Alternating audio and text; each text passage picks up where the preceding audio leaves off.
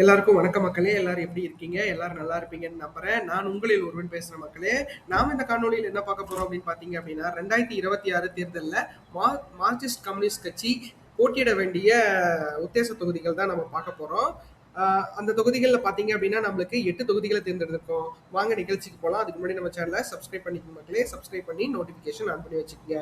Marxist communist கட்சியை பொறுத்தளவுக்கு பார்த்தீங்க அப்படின்னா திமுக கூட்டணியில வந்து இப்போ அங்கம் வச்சுட்டு இருக்காங்க. ஸோ அதனால பார்த்தீங்க அப்படின்னா அவங்களுக்கு 8 தொகுதிகள் வந்து திமுக கூட்டணியில ஒதுக்கிறதுக்கான வாய்ப்புகள் அதிகமா இருக்கு அப்படிங்கிறது நம்ம உறுதியா நம்பலாம். அந்த வகையில சிதம்பரம் தொகுதியை அவங்களுக்கு கண்டிப்பா கொடுப்பாங்க. ஏன்னா சிதம்பரம் தொகுதியை பொறுத்தளவுக்கு 2016லயும் 2021லயும் வந்து இந்த இடத்துல போட்டிட்டு இருந்திருக்காங்க அப்படிங்கிறது 2016ல போட்டிட்டு ஒரு நல்ல வாக்குகள் 13%, 14% வாக்குகள் வாங்கியிருக்காங்க. ஸோ சிதம்பரம் தொகுதியை பொறுத்தளவுக்கு பார்த்தீங்க அப்படின்னா இந்த தடவை வந்து மார்க்சிஸ்ட் கம்யூனிஸ்ட் கட்சிக்கு கொடுக்கறதுக்கான வாய்ப்புகள் அதிகமா இருக்கு. போன தடவை அதை அலர்ட் பண்ணல, பட் ஆனால் இந்த தடவை வந்து 2 தொகுதிகள் எச்சா கொடுக்க போறாங்க. ஸோ அதனால வந்து இந்த தொகுதிகள் வந்து சிதம்பரம் தொகுதியை கொடுப்பாங்கன்னு நம்பலாம். அடுத்து பார்த்தீங்க அப்படின்னா அரூர் தொகுதியிலும் போன தடவை போட்டிக்கிட்டு இருந்தாங்க.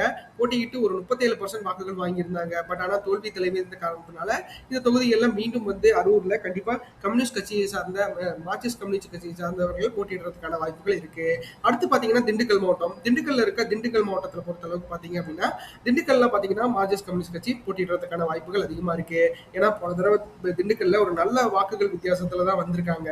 பட் ஆனா அங்க இருக்கிற திண்டுக்கல் சீனிவாசன் அவர்கள் அதிமுக கூட்டணியில அதிமுக இருக்க காரணத்தினால இந்த இடத்துல வந்து திமுக நேரடியா களம் காண வாய்ப்புகள் கம்மியா இருக்க காரணத்தினால கூட்டணி கட்சிகளுக்கு ஒதுக்கிறதுக்கு தான் வாய்ப்புகள் இருக்கு.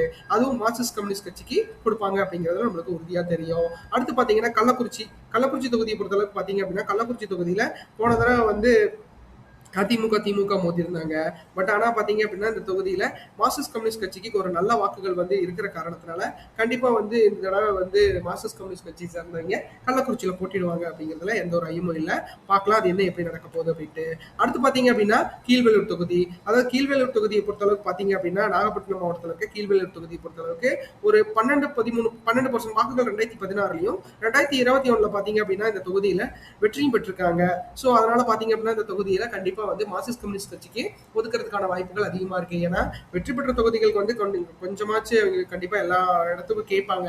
ஸோ மார்க்சிஸ்ட் கம்யூனிஸ்ட் கட்சிக்காரங்க இந்த தொகுதியை வந்து கண்டிப்பா கேட்டிருப்பாங்க அப்படிங்கிறதுல நம்மளும் உறுதியா நம்பலாம்.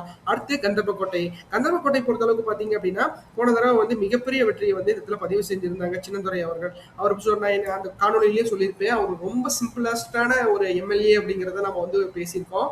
ஸோ அது வந்து ஒரு பத்திரிகை இதுல வந்து யூடியூப்ல இருக்கு, போய் பாருங்க. ஸோ அவருக்கு இந்த தடவை வந்து ஒதுக்கிறதுக்கான வாய்ப்புகள் அதிகமா இருக்கு. கந்தர்வக்கோட்டையை பொறுத்தளவுக்கு பாத்தீங்க அப்படின்னா அவங்க 2016 தேர்தலையும் இந்த இடத்துல வந்து அவங்க போட்டிட்டு இருக்காங்க. 10% வாக்குகள் வாங்கியிருக்காங்க. 2021ல வெற்றியும் பெற்றிருக்காங்க. ஸோ அதனால 2026 அவங்க தேர்ந்தெடுக்கிறதுக்கான வாய்ப்புகளும் அதிகமா இருக்கு. அடுத்து பாத்தீங்கன்னா நன்னிலத்தை பொறுத்தளவுக்கு பாத்தீங்க அப்படின்னா இந்த தொகுதியில 2016ல ஒரு நல்ல வாக்குகள் வந்து இந்த இடத்துல வந்து பெறல அப்படின்னாலும் இந்த தடவை வந்து அந்த தொகுதிகளை அவங்க கேட்டு பெறுவதற்கான வாய்ப்புகள் இருக்கு. ஏன்னா திருவாரூர் மாவட்டத்தை பொறுத்தளவுக்கு இருக்கிற 4 தொகுதிகள்ல கண்டிப்பா வந்து கூட்டணி கட்சிகளுக்கு சில தொகுதிகள் ஒதுக்கிதான் ஆகணும் அப்படிங்கிற கட்டாயத்துல கண்டிப்பா திமுக இருக்கு. ஸோ அதனால கண்டிப்பா வந்து நன்னிலம் தொகுதியை மார்க்சிஸ்ட் கம்யூனிஸ்ட் கட்சிக்கு கொடுக்கறதுக்கான வாய்ப்புகள் அதிகமா இருக்கு. அடுத்து பாத்தீங்க அப்படின்னா மதுராந்தகத்தை பொறுத்தளவுக்கு பாத்தீங்க அப்படின்னா இந்த தொகுதியில அவங்க ஒரு நல்ல வாக்குகளை வந்து பெற முடியல அப்படின்னாலும் கண்டிப்பா இந்த தொகுதியில அதிமுகவுக்கு நல்ல ஒரு பலம் இருக்கு. ஸோ திமுக கூட்டணியை சார்ந்தவங்களுக்கு இந்த தொகுதியில திமுக தவிர்த்து மார்க்சிஸ்ட் கம்யூனிஸ்ட் கட்சிக்கு கொடுக்கறதுக்கான வாய்ப்புகள் இருக்கிறத நம்மளால உறுதியா நம்ப முடியும். அது பார்க்கலாம் என்ன எப்படி நடக்க போகுது அப்படின்ட்டு. இந்த காணொலி உங்களுக்கு ரொம்ப பிடிச்சிருக்குன்னு நினைக்கிற மக்களே, நம்ம சேனலை சப்ஸ்கிரைப் பண்ணுங்க, லைக் பண்ணுங்க, ஷேர் பண்ணுங்க, கமெண்ட் பண்ணுங்க. நம்ம எல்லாரும் உங்களுக்காக இன்ஃபர்மேஷன் நம்ம கொடுத்துக்கிட்டே